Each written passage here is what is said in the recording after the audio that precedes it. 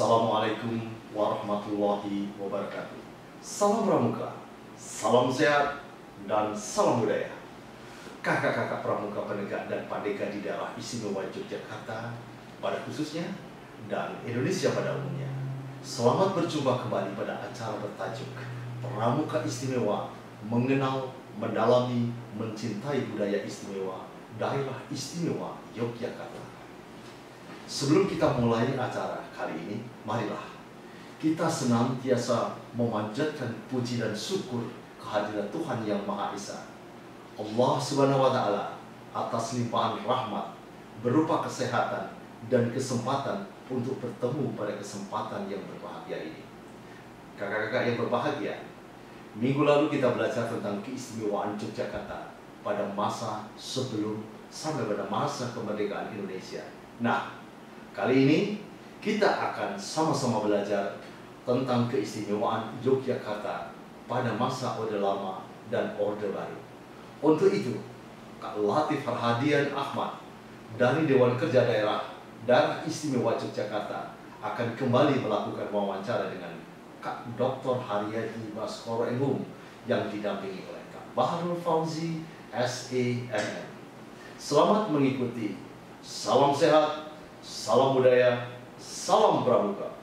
Wassalamualaikum warahmatullahi wabarakatuh. Assalamualaikum warahmatullahi wabarakatuh. Salam pramuka, salam sehat, dan salam budaya. Baik kakak-kakak pramuka penegak dan pandega di daerah istimewa Yogyakarta pada khususnya dan Indonesia pada umumnya, selamat berjumpa kembali pada acara bertajuk Pramuka Istimewa, mengenal, mendalami, dan mencintai budaya istimewa daerah istimewa Yogyakarta.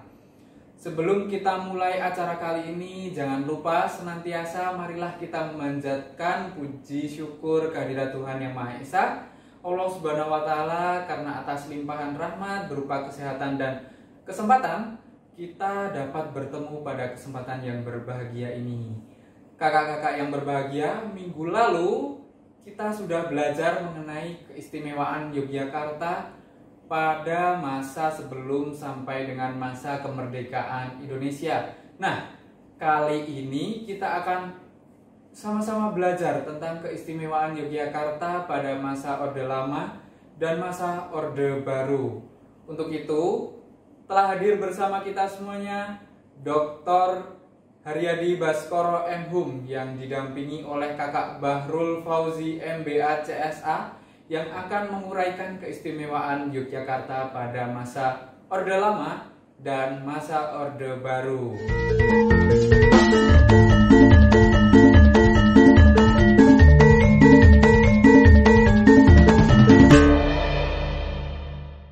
Dengar-dengar dulu HB9 itu juga memberikan bantuan, kan waktu Indonesia setelah merdeka ini kan tidak punya kas negara. Betul. Nah, Sri Sultan Hamengkubuwono IX ini juga memberikan sebagian harta milik keraton untuk dijadikan kas negara.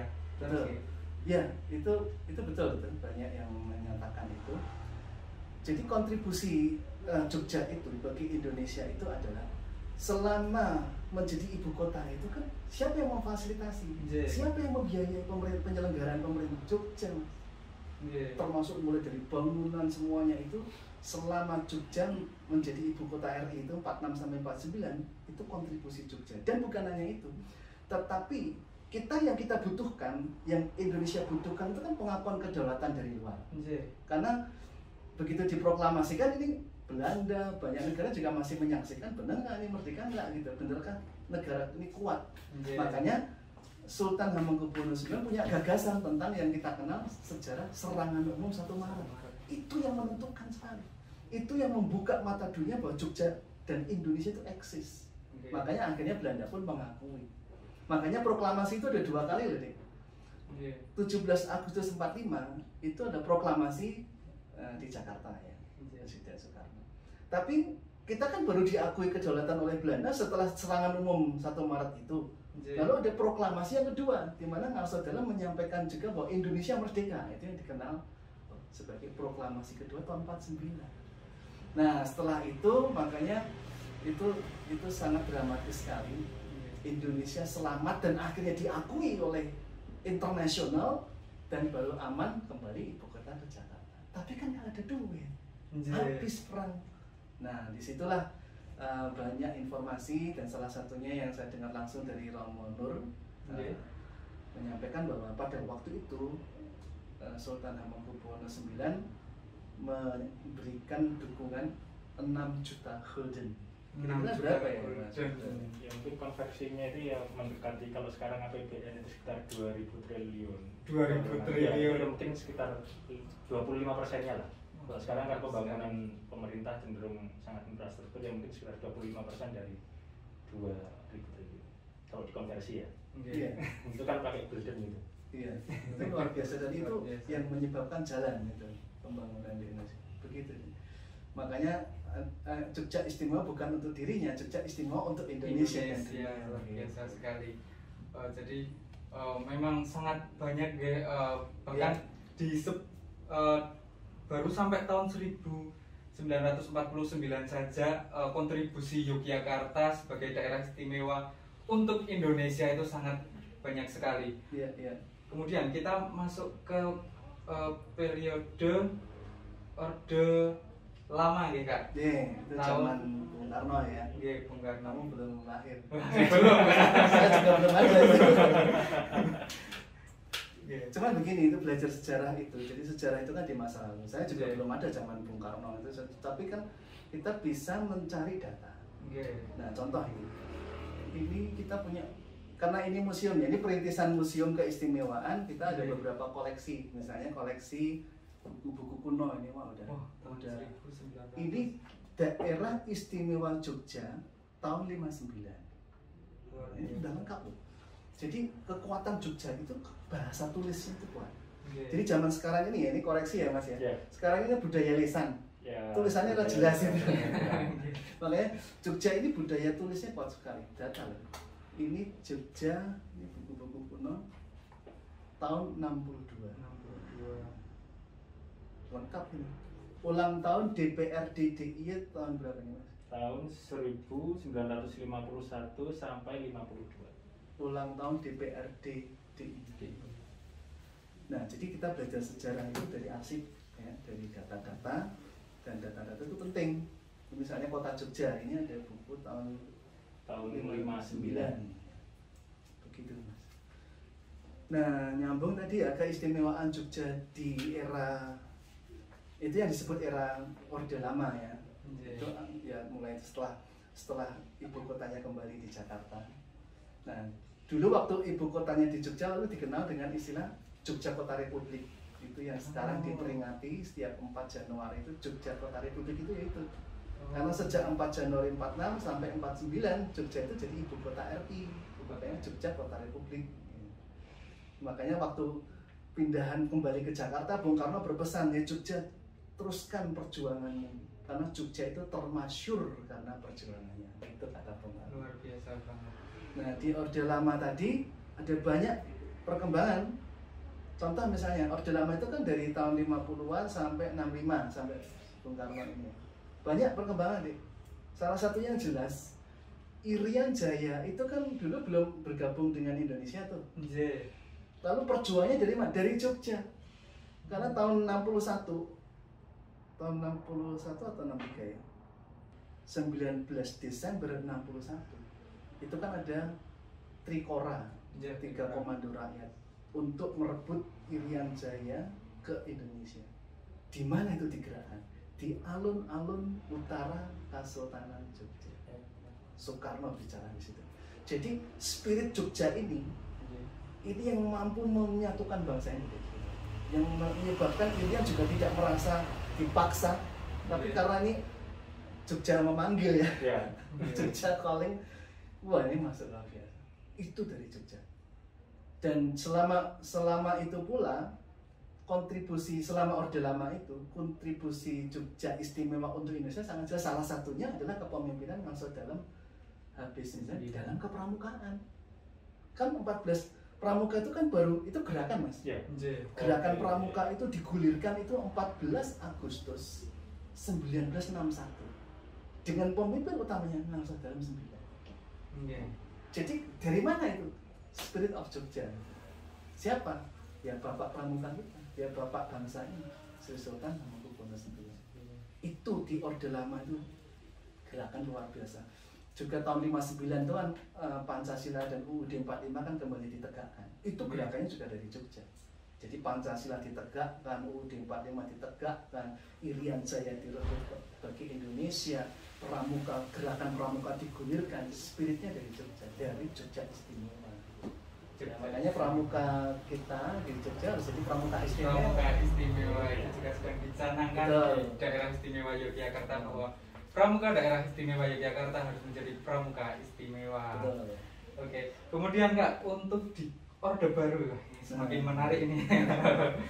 Di Orde Baru. Jadi Orde Baru itu kan berbicara tentang kepemimpinan setelah Presiden pertama Soekarno, kemudian Presiden kedua kita lah Soeharto.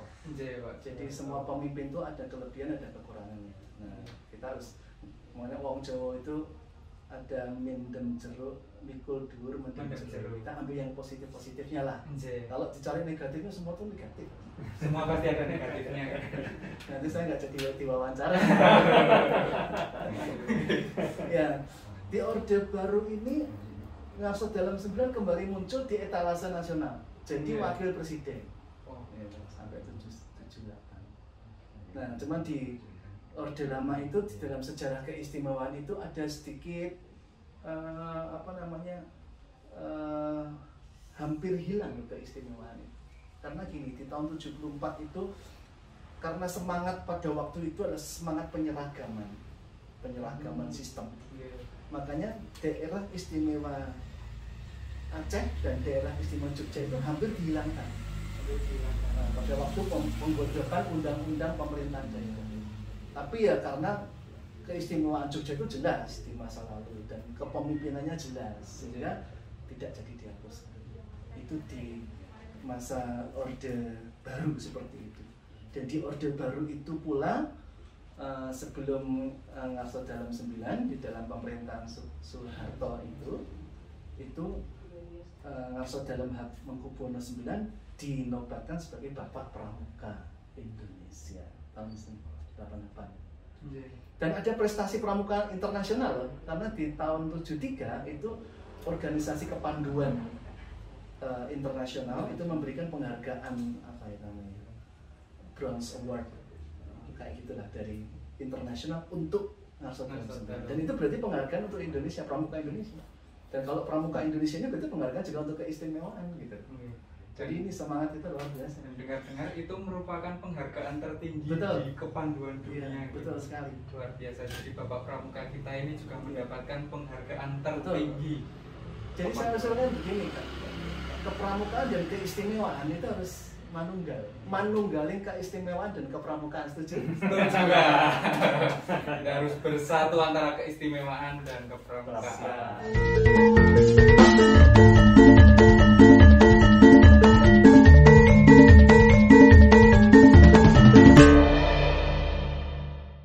Baik, terima kasih Kak Haryadi atas uraian yang sangat menarik tentang keistimewaan Yogyakarta pada masa Orde Lama dan masa Orde Baru. Kakak-kakak pramuka, penegak dan pramuka Pandega yang berbahagia, dari uraian tentang keistimewaan Yogyakarta dalam dua masa tersebut dapat disarikan beberapa hal penting nih. Yang pertama, Yogyakarta memiliki peranan yang sangat penting dalam perebutan Irian Barat pada 19 Desember 1961 yang dilakukan oleh Insinyur Soekarno di alun-alun utara Keraton Yogyakarta. Kemudian yang kedua, peranan Sri Sultan Hamengkubuwono IX sebagai Bapak Pramuka Indonesia dalam menyatukan seluruh kepanduan di Indonesia menjadi satu wadah kepanduan, yaitu Gerakan Pramuka. Kemudian yang ketiga, pada masa Orde Baru, Sri Sultan Hamengkubuwono IX pernah menjadi Wakil Presiden Republik Indonesia yang pada saat itu presidennya adalah Bapak Soeharto. Nah, di sini juga dapat dilihat kenegarawanan sosok Sri Sultan Hamengkubuwono IX yang sangat luar biasa sekali. Nah, Minggu depan kita akan menyimak uraian tentang keistimewaan Yogyakarta pada bagian ketiga, yaitu masa reformasi dan implementasinya atas Undang-Undang Keistimewaan Daerah Istimewa Yogyakarta. Baik, terima kasih atas atensi kakak-kakak dalam melihat video ini. Sampai berjumpa pada tayangan berikutnya. Salam Pramuka, salam sehat, dan salam budaya. Wassalamualaikum warahmatullahi wabarakatuh.